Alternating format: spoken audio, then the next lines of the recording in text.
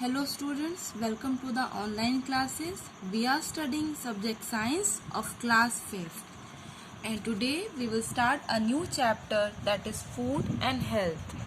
Food and health that are related to each other. और जैसा हम फूड खाएंगे वैसे ही हमारी हेल्थ पे इफेक्ट पड़ता है. So let's start the chapter. As already known to you, food is the fuel for our body. We need food to live. Food supplies the energy for every action we perform. Food also provides substances that the body needs to build and repair its tissues and to regulate its organ and system. Food जो है वो हमारी body का fuel है, उससे हमें energy मिलती है. फूड की हेल्प से ही हम जिंदा भी रहते हैं. अगर विदाउट फूड अगर हम रहना चाहें तो without food we can not survive. Okay, food जो है वो हमारी बॉडी को बिल्डअप करते हैं, जो हमारी मसल्स हैं, हमारी टिश्यूज हैं, उनको रिपेयर करने का वर्क करते हैं. What we eat directly affects our health. Okay, जो कुछ भी हम खाते हैं उसका डायरेक्टली अफेक्ट हमारी बॉडी पे होता है, हमारी हेल्थ पे होता है. A proper diet helps prevent certain illness and aid in recovery from others. An improper or inadequate diet increases the risk of various disease.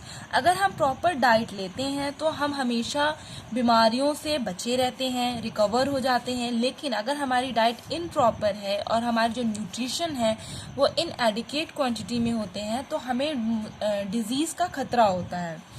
Normally our food consist of milk, cereal, pulses, egg, fish and meat. जो हमारा normally food होता है, जो हमारी diet होती है वो इन न्यूट्रिशनस एलिमेंट से कंसिस्ट होती है.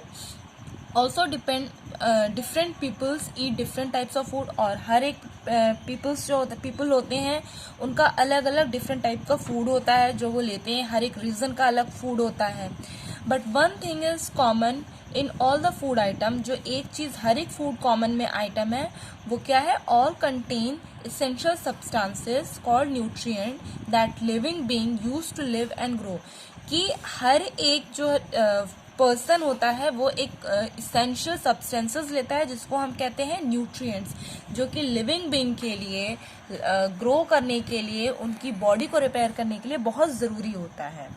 Now health is the general condition of a person's mind, body and spirit, usually meaning to be free from illness, injury or pain. Okay, health एक जनरल कंडीशन है एक पर्सन की जिसमें mind, body, spirit जो होती हैं वो एक साथ कंबाइंड होती हैं जो हमारी हेल्थ को प्रिपेयर करती हैं. और हेल्थ का मतलब इसका मीनिंग होता है कि जब हमारी माइंड, बॉडी और स्पिरिट जो है वो इलनेस से दूर रहेगी, बीमारियों से दूर रहेगी, तो बेसिकली हम हेल्थ के ऊपर फोकस करेंगे और हमारी हेल्थ जो है वो प्रॉपर बनी रहेगी. The World Health Organization (WHO) defined health is its broader sense as a state of complete physical, mental and social well-being and not merely the absence of disease. मतलब WHO ने भी खुद ये बात बोली है कि अगर हम फिजिकली, मेंटली और सोशली जो है हम हेल्दी रहेंगे तो हमारी हेल्थ अपने आप फिट रहेगी और हमें किसी डिजीज़ से, कोई भी डिजीज़ हमें हार्म नहीं कर सकती है. To stay healthy our body needs. अब हमें हेल्दी रहने के लिए क्या क्या हमारी बॉडी की नीड्स रहती है? अ बैलेंस डाइट, एक बैलेंस डाइट की, regular exercise, enough rest and sleep, proper amount में रेस्ट और स्लीप, राइट पोस्चर, बैठने और सोने का right posture, protection from disease. Okay, disease से protection. Now balance diet. It is important that our body should be both good in quality. It is important that our diet should be both good in quality as well as adequate in quantity. ये बहुत ही important है कि जो हमारी diet है वो बहुत ही अच्छी क्वालिटी में हो और साथ ही adequate quantity में हो. If diet is deficient in nutrition and energy, it can adversely affect our body weight and body growth. Okay?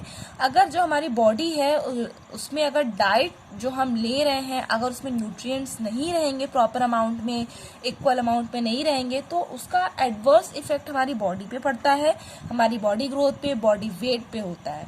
The diet should supply as with protein, carbohydrate, fat, vitamins, minerals and other nutrients in adequate quantity. अब हमारी diet में protein, carbohydrate, fat, vitamin, mineral और other nutrients जो है वो adequate quantities में होने must हैं. We would receive a proper balanced diet if we eat a meal consist of food item like chapatis, bread, rice, breakfast cereal, maize, potatoes, dal, beans, milk, cheese, etc. अगर हमें proper balance diet लेनी है तो हमें किस चीज़ों को अपने फूड आइटम में शामिल करना है?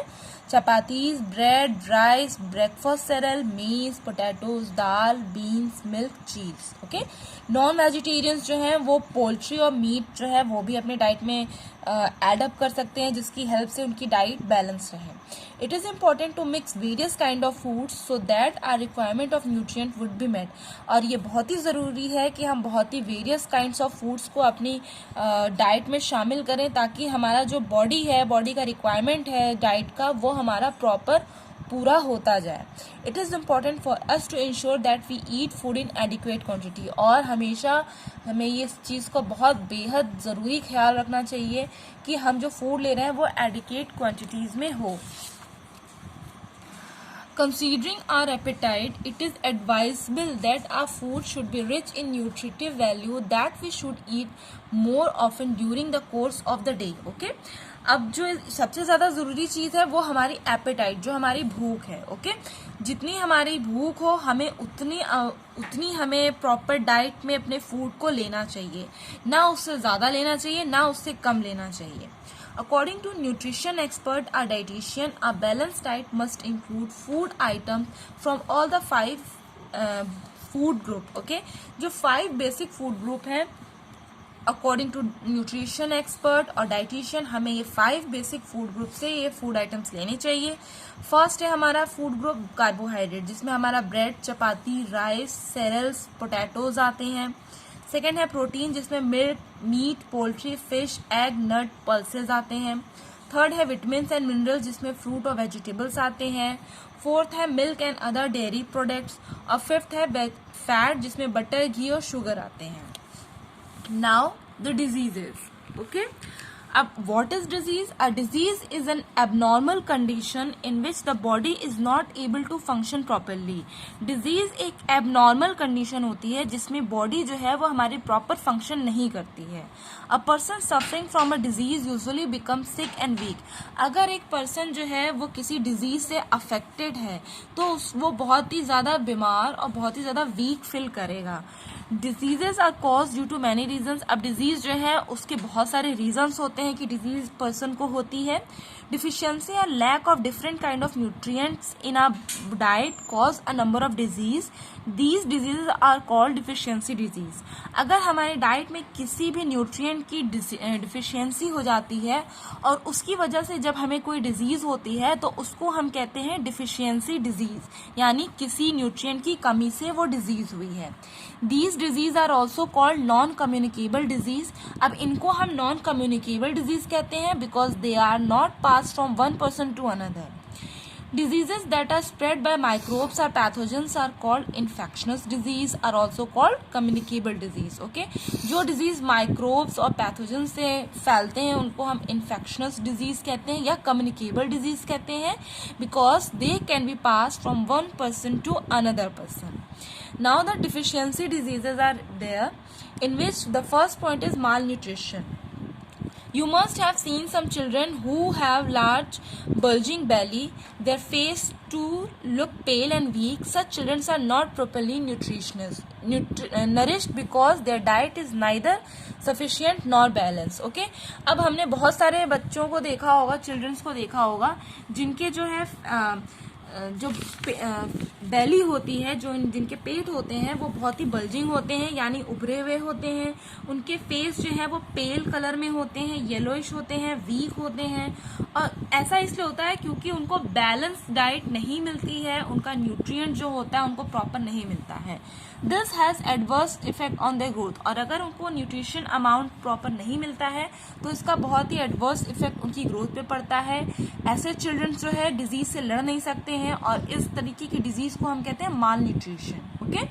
सो इसलिए बहुत ज़रूरी होता है कि हम अपनी डाइट में बैलेंस डाइट को इंक्लूड करें. ठीक है. बैलेंस डाइट का मतलब हो गया 5 बेसिक जो फूड ग्रुप्स हैं, कार्बोहाइड्रेट, प्रोटीन, विटामिन, मिल्क और फैट्स, इनको हम अपने फूड आइटम्स में इंक्लूड करें. ओके. ये तो हमारा था माल nutrition. And in the next video we will start a deficiency of protein, that is kwashiorkor. Okay, so till then students, revise this chapter. Okay, we'll see you in the next video with the deficiency of protein kwashiorkor. Till then, bye bye.